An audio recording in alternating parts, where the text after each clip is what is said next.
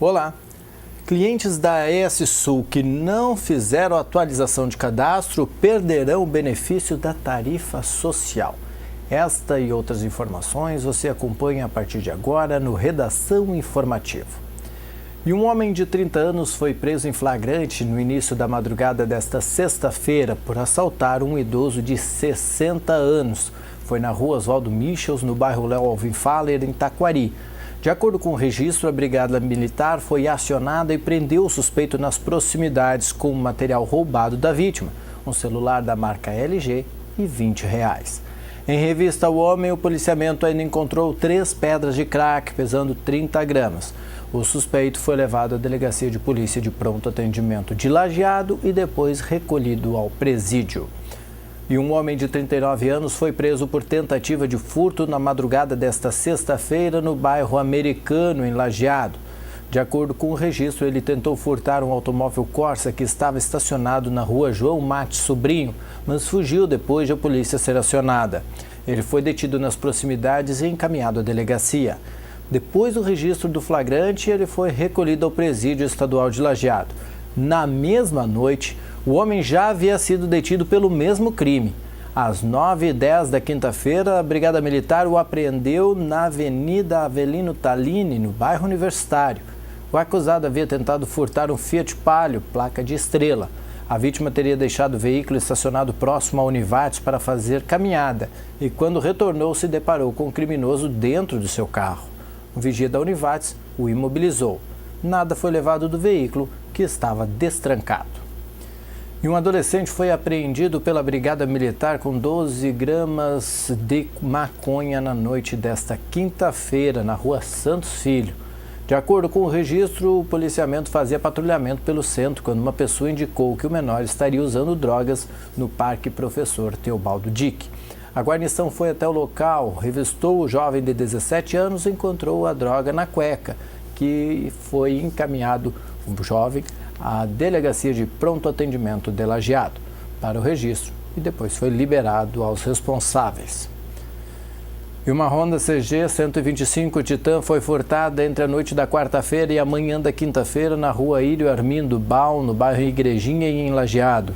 Conforme o registro, a motocicleta estava na área de uma residência, mas a proprietária só percebeu o furto ao acordar na manhã de quinta. E o governador reempossa Guilherme Vondrasek no cargo de chefe da Polícia Civil. Veja na matéria de André Neves.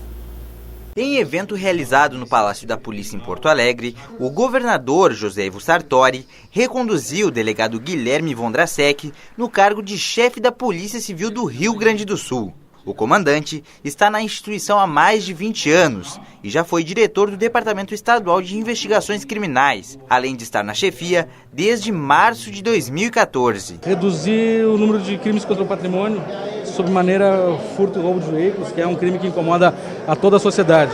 Já conseguimos aumentar muito a elucidação de crimes de homicídio, dos homicídios. Pretendemos continuar também combatendo esse crime com bastante intensidade. O objetivo do governador Sartori é fazer da segurança pública uma marca.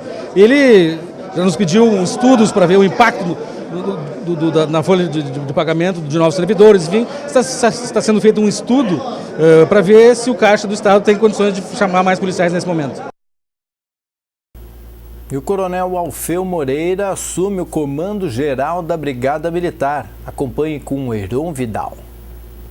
Na Academia de Polícia Militar em Porto Alegre, o governador José Ivo Sartori presidiu cerimônia de posse do novo comandante-geral da Brigada Militar. Representantes do Tribunal de Justiça do Estado, Tribunal de Contas, Assembleia Legislativa, Ministério Público, Câmara de Vereadores e 5º Comando Aéreo Regional prestigiaram o ato.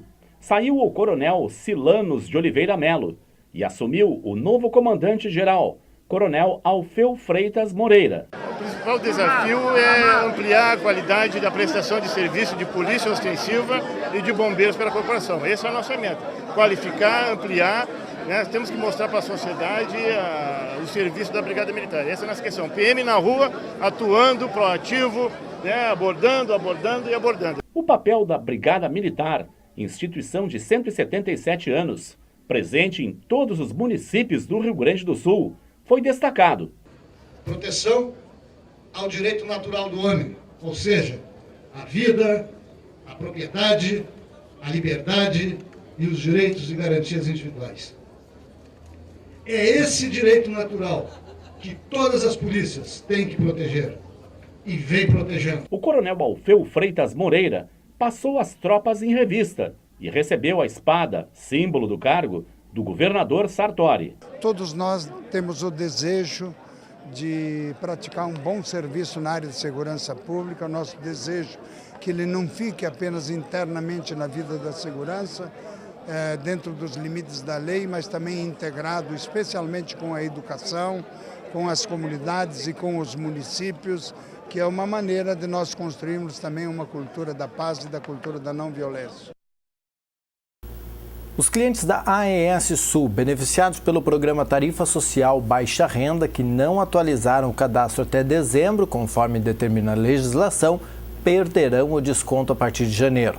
Em toda a área de concessão da empresa, 19 mil clientes deixaram de se recadastrar, mesmo após terem sido avisados em novembro último, e passarão a pagar a energia elétrica pelo valor da tarifa residencial normal.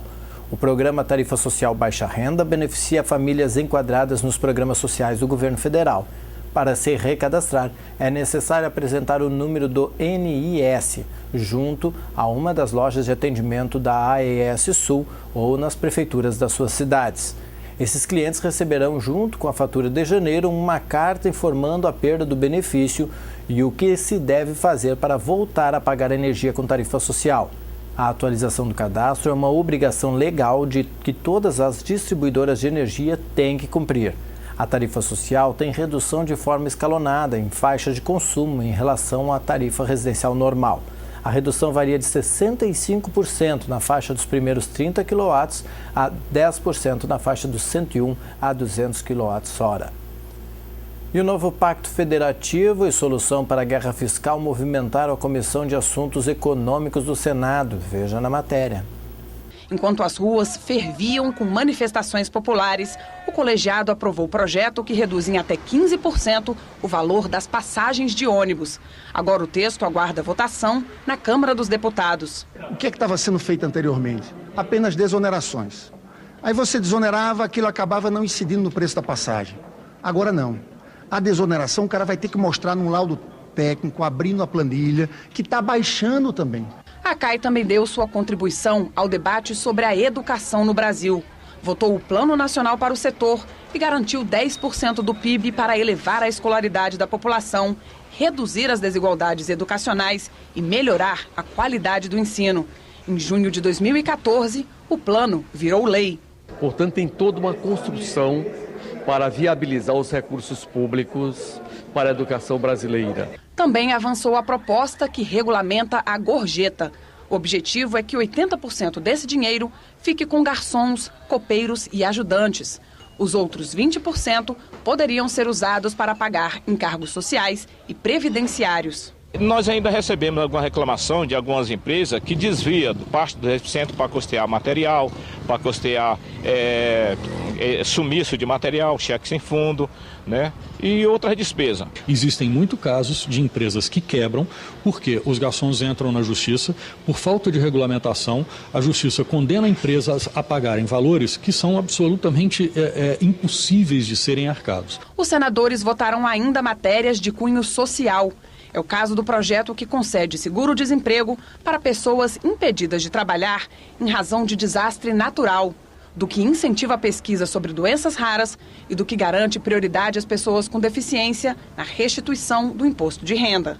Esse é um projeto que não mexe, não altera valores, nada, apenas, e com um alcance social enorme, dá na restituição do imposto de renda pago a mais, um ordenamento de receber primeiro as pessoas portadoras de deficiências. Essas foram algumas das 349 propostas aprovadas no biênio 2013-2014.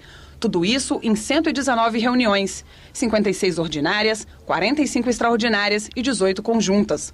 A comissão autorizou 49 empréstimos a estados e municípios e outros 3 para a União, em um montante que chegou a 29 bilhões de reais.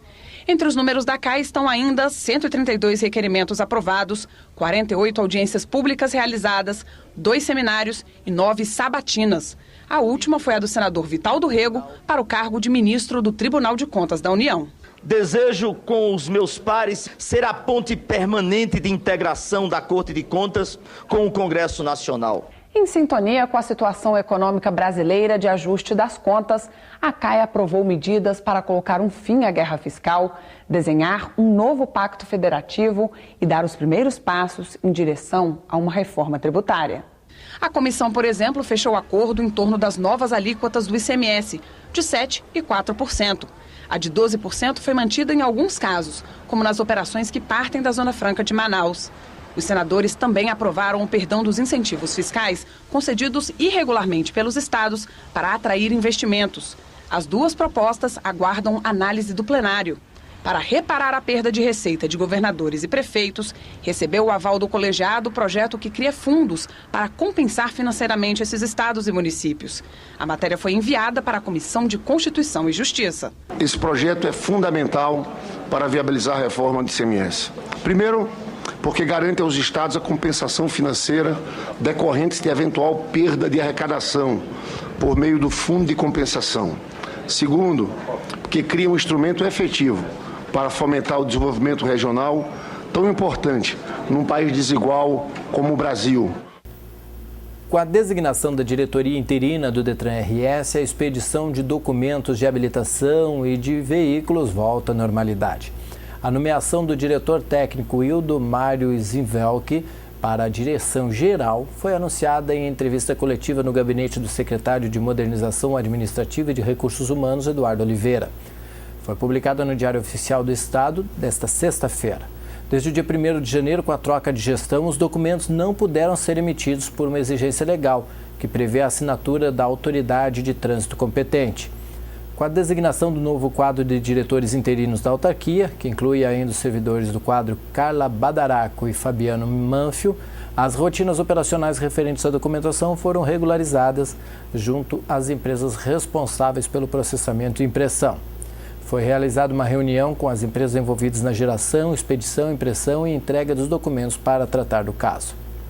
As empresas trabalharão em regime de plantão, inclusive no final de semana, para normalizar a distribuição dos documentos até o fim da semana que vem.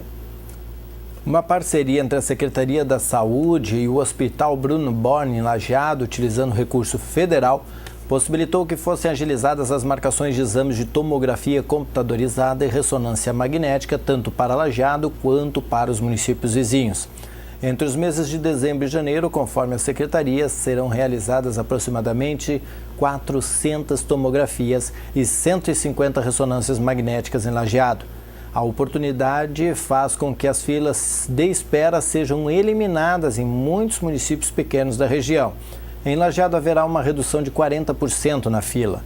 O secretário Vladimir Schwingel lembra que a parceria da Secretaria com o HBB é importante para que se possa ampliar o número de pessoas atendidas dentro de Lajeado.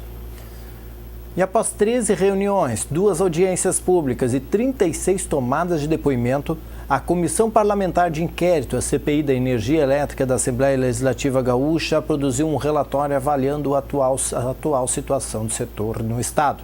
Veja o resultado na matéria de Gabriel Raimundi.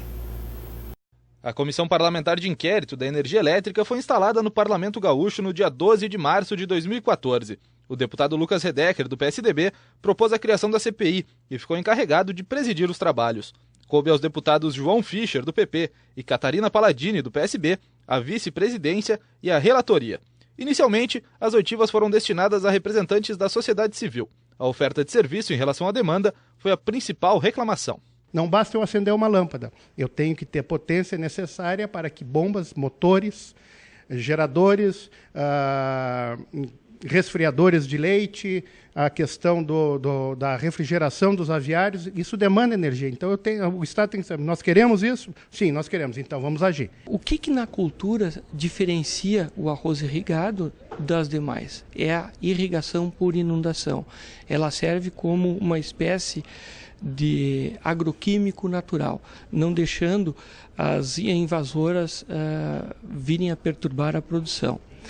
No momento em que tu não tem essa barreira que a água que dá, necessariamente tu precisa aplicar os agroquímicos. O arroz irrigado, e já está dizendo o nome, ele está intimamente ligado pela manutenção da lâmina d'água. Se nós não temos essa manutenção adequada, certamente a natureza te cobra isso. Na segunda fase de oitivas, foram recebidos representantes de agências reguladoras e entidades públicas. O superintendente de regulação dos serviços de distribuição da Agência Nacional de Energia Elétrica, Carlos Alberto Matar, foi um dos ouvidos. Ele citou que a CEE e a RGE, empresas responsáveis pela distribuição de energia nas regiões central e norte do estado, extrapolaram os índices máximos de falhas em 2013. O sistema elétrico brasileiro ele é todo interligado. Do norte ao sul ele é todo interligado, então você reduz as possibilidades de manobra. Por exemplo, o estado de Santa Catarina pode manobrar com o Rio Grande do Sul e com o Paraná. Aqui não tem essa vizinhança, o que dificulta um pouco as possibilidades de fazer manobra. A terceira e última fase da CPI da energia elétrica foi focada nas 3 principais prestadoras de serviço do estado. Em uma audiência de mais de 4 horas, os parlamentares questionaram o presidente da CE a respeito de investimentos e ações da empresa para melhorar a infraestrutura e os serviços no estado, bem como a possibilidade de privatização da companhia. Sobre este último tema, o presidente da companhia garantiu que se trata de um simples aumento na participação da Eletrobras no estado, já aprovada na Assembleia, e que não representa, de forma alguma, a entrega do controle da CE. O que nós temos é uma lei autorizativa 2.593, quando da desverticalização das empresas, né, que resultou nas empresas do Grupo CE, de aumento, né, da participação acionária do nosso acionista estratégico, que é a Eletrobras. Então é diferente, né, de venda, privatização ou federalização. O que temos é um aumento da participação da Eletrobras em curso, ainda discutido, isso ainda não está definitivamente concretizado, tem um caminho, né, a ser trilhado e discutido, inclusive, com o nosso acionista estratégico, mas é diferente de se falar em federalização.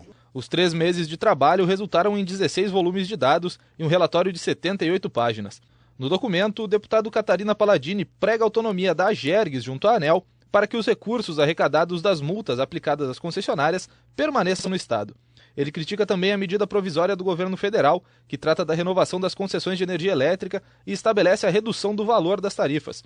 Segundo Palladini, a medida causou prejuízos às concessionárias do estado na ordem de 21 bilhões de reais. Não tenho dúvida que será objeto de orientação, de acúmulo para os próximos agentes políticos que se debruçarão sobre o tema, para a próxima gestão que irá vigorar frente ao Palácio Piratini. O relatório final acabou não sendo votado por falta de quórum.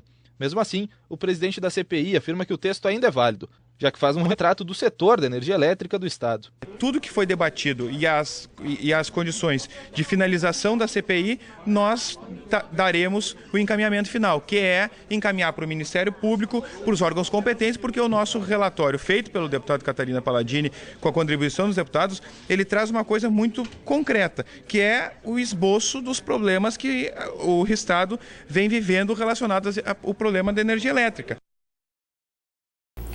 Os usuários da unidade de pronto atendimento, a UPA, estão satisfeitos com os serviços prestados pela unidade.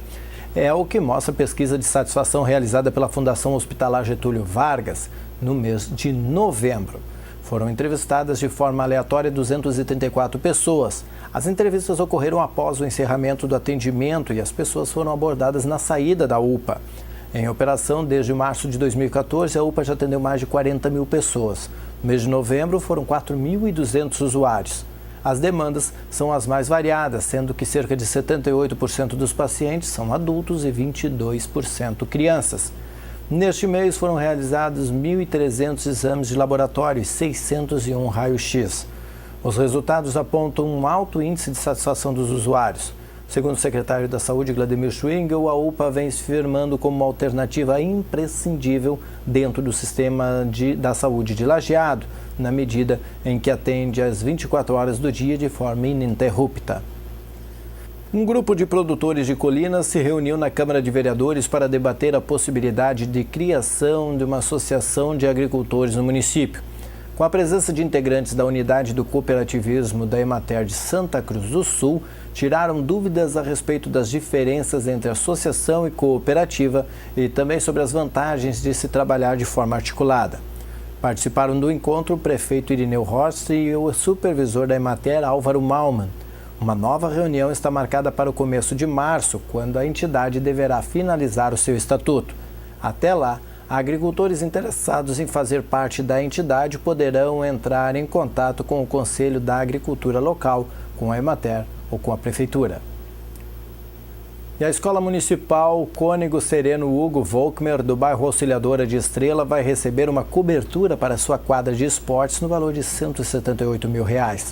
No Salão Nobre da Prefeitura ocorreu a assinatura do início da obra, que, conforme a construtora Schmitz Limitada, vencedora do processo de licitação, começa na segunda-feira. A obra faz parte de um conjunto de investimentos na educação para 2015. Conforme o prefeito em exercício Valmor Grebeler, além da cobertura, uma quadra coberta também será construída no bairro das Indústrias, beneficiando os alunos da escola Léo Joas. As duas construções devem estar concluídas neste ano, contemplando 700 alunos e totalizando cerca de R$ 600 mil em investimentos do governo federal, através do Fundo Nacional de Educação. E o prefeito em exercício de Estrela, Valmor Grebeler, e o secretário do Desenvolvimento Social, Trabalho e Habitação, José Itamar Alves, receberam representantes da Fundação Vovolândia São Pedro para uma boa notícia. A instituição, mantida pelas comunidades católica e evangélica do município, atende hoje 63 idosos e foi contemplada com R$ 90 mil destinados pelo governo do estado do Rio Grande do Sul através do Banrisul. O recurso será repassado à Vovolândia através do Fundo Municipal do Idoso. Ele afirma que o recurso será utilizado para aquisição e instalação de um transformador de energia, além da climatização da cozinha. Em estações extremas, como o pico do verão e do inverno, o uso de condicionadores de ar tem se tornado um problema para a Vovolândia. A noite de quinta-feira foi de expectativa de muito samba no pé no auditório da Casa de Cultura para a escolha da Corte do Carnaval 2015 de Lajeado. 3 meninas representando o Bloco dos Palhaços e a Escola de Samba Unidos da Folia concorreram ao título de soberana da festa. 2 homens disputaram o posto de rei momo. Antes da escolha, todos os candidatos responderam questões relacionadas ao carnaval para que o júri avaliador, formado pelo professor de dança Wagner Luceno, a professora de dança Shirley Lozecan e o fotógrafo do Jornal Informativo do Vale, Frederico Sen, pudesse iniciar a pontuação. Após as perguntas, houve apresentação em conjunto para demonstrar a beleza, simpatia, elegância e como se faz para convidar o público da avenida a balançar nas arquibancadas e sambar com a corte na passarela. Depois das apresentações, foram feitas de forma individual. O júri decidiu e a segunda princesa do Carnaval de Lajeado é Leina Kempfer, de 23 anos. A primeira princesa é Jennifer Petri, de 26 anos, e a soberana do Carnaval de Lajeado representa o Bloco dos Palhaços. É Mariela Zanata, que tem 20 anos. A corte foi formada com a escolha do Rei Momo. Pela primeira vez concorrendo ao título, o jovem Douglas Cardoso, de 17 anos, conquistou os avaliadores. Este foi o Redação Informativa desta sexta-feira, 9 de janeiro. Nós voltamos na segunda-feira em edição inédita, às 6h30 da tarde. Você acompanha a nossa programação também no www.tvinformativo.com.br.